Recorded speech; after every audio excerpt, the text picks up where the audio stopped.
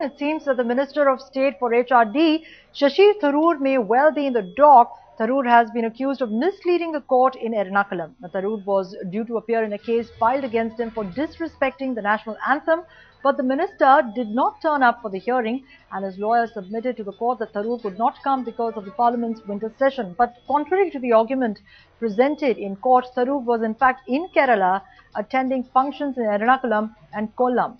The visuals on your screen clearly show Tharoor was busy attending functions when his lawyer told the court that his client was busy due to the winter session of Parliament.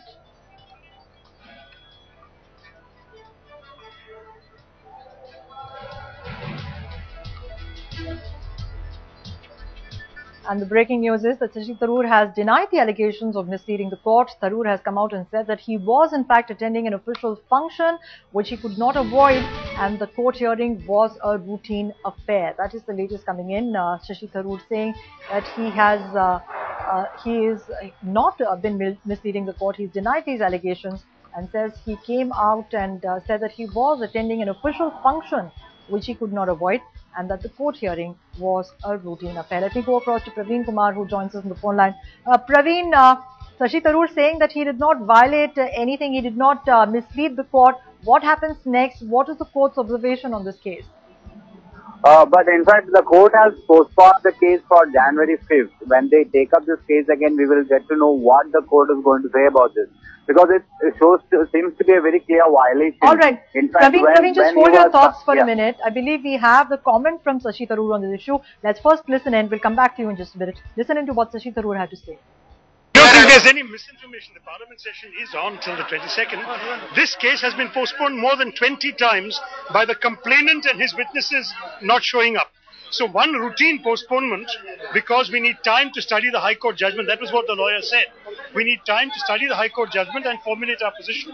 This is very routine. There have been 20 postponements. One more makes no difference. I don't know what the advocate said. What the advocate was told was that we would like a postponement till the end of the Parliament session and also to study the High Court judgment, which he has said to the court, I'm sure. There's no problem.